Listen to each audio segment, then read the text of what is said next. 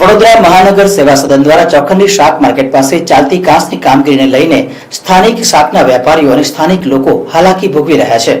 વડોદરા મહાનગરપાલિકા દ્વારા ચોખંડી શાક માર્કેટ પાસે કાંસની કામગીરી છેલ્લા 3 મહિનાથી ચાલી રહી છે, પરંતુ આ કાંસની કામગીરી ગોકળ ગતિએ ચાલતા શાકભાજી વેચનારા વેપારીઓને હાલાકીનો સામનો કરવો પડી રહ્યો છે।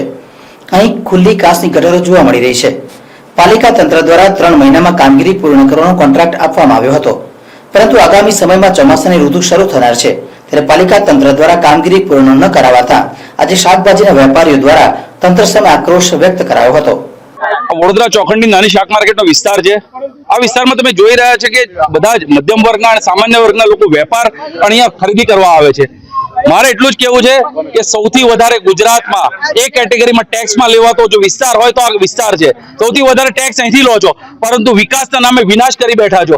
આજે જો કેટલા વર્ષોથી વડોદરામાં અહીંયા આ શાક માર્કેટ કેટલું જૂનું છે। સર સયાજીરાવ ગાયકવાડની વખતથી આ શાક માર્કેટ સારું ચાલતું હતું, પરંતુ છેલ્લા વખતથી ફક્ત વિકાસના નામે 2 મહિનાથી કોઈ કામ નથી થઈ રહ્યું, માત્ર ને માત્ર વાતો થઈ રહી છે।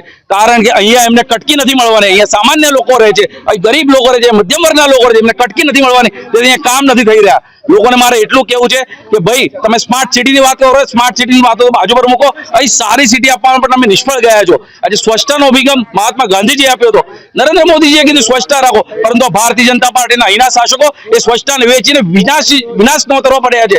આજે દરેક નાગરિકો અહીંયા બેઠા છે, દરેક વેપારીઓ બેઠા છે, પોતે અહીંયા સ્વચ્છતા ઈચ્છે છે, સારું માર્કેટ ઈચ્છે છે। જો સ્વચ્છતા હશે, સારું માર્કેટ હશે તો ત્યાં એમની ગ્રાહકી પણ વધારે થશે, અહીંયા શહેરીજનો પણ સારી રીતે તેમને એ ખરીદી કરી શકશે। માત્ર અહીંયા જે શાકભાજી વેચે છે ખેડૂતો સારી રીતે પકવે છે, સારી રીતે એમને ધોઈને આ લોકોને વેચવા આપે છે, આ લોકો પણ સારી કાળજીથી વેચવા માંગે છે, પરંતુ અહીંયા વિનાશ તરજીને અહીંયા જે ધૂળો ઉડે છે તેની લીધે વેપારીઓ જે વેચી રહ્યા છે એમને નુકસાની થઈ રહી છે, અને સ્વાસ્થ્યને લીધે જે લોકો અહીંથી ખરીદી રહ્યા છે તેમને ઘરે જઈને વારંવાર ધોવા પડે છે।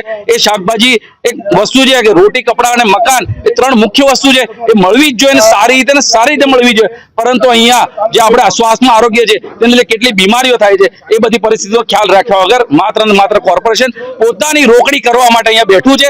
અને અહીંયા લોકોને એક જ અરજ છે કે આ વખતે જો થોડા દિવસોમાં કામ પૂરું નહીં થાય તો આ મોરચો 100% કોર્પોરેશન જશે અને ત્યાં ભૂખ હડતાલના આંદોલન થશે। આજ રોજ ચોખંડી શાક માર્કેટ જે વાડી વિસ્તારમાં આવેલી છે, જેનો પ્રોજેક્ટ 3.5 કિલોમીટરનો છે અને જેનું કામ છેલ્લા 3 મહિનાથી ચાલુ છે, તે છતાં તમે જોઈ શકો છો કે જે ગોકળ ગતિએ કોર્પોરેશન ભ્રષ્ટ નીતિના કારણે કામ નથી કરી રહી, એના કારણે અહીંયા રહેવાસીઓને તકલીફ પડે છે। અને રહેવાસી પણ મારી પાછળ જોઈ શકો છો કેટલી મોટી માત્રામાં રહેવાસી ઉપસ્થિત રહ્યા છે વિરોધ લઈને, કારણ કે એક બાજુ કોરોના વકરી રહ્યો હોય, બીજી બાજુ ચોમાસાની સિઝન પ્રારંભ થતો હોય, એવામાં પણ જો ચોખ્ખાઈ ના કરવામાં આવે તો આવનાર દિવસોમાં ગંદકી વધુ રોગચાળો ફેલાઈ શકે છે, જેના કારણે વિરોધ કરવામાં આવ્યો છે। ચોખંડી નાની શાક માર્કેટ 3 મહિનાથી આ લોકો એવું કીધેલું કે 1 જ મહિનામાં કામ પૂર્ણ થઈ જશે, બરાબર। હવે તમે જુઓ, બધે ઠેર જુઓ, બધે ગટરો તૂટ્યો છે, મચ્છરનો ત્રાસ એટલો બધો વધી ગયો છે, એટલા ઘણા લોકો બીમાર છે, કોણ જોવા આવે છે? કેમ કે આ બધા જ બગડા શાકભાજી લાવીને શાકભાજી વેચીને ખાય છે, પણ રાત્રે મચ્છર તમે જોશો ને તો ખબર પડે એટલા ખતરનાક મચ્છર, અને જે ત્યાંથી ત્યાં સુધી હવે આ કામગીરી ક્યારે આ લોકો પતાવશે? હા, ટૂંક સમયમાં જો 6 મહિના ઇલેક્શન આવી રહ્યું છે, બરાબર, એનો ઉગ્ર આંદોલન અમે કરીશું।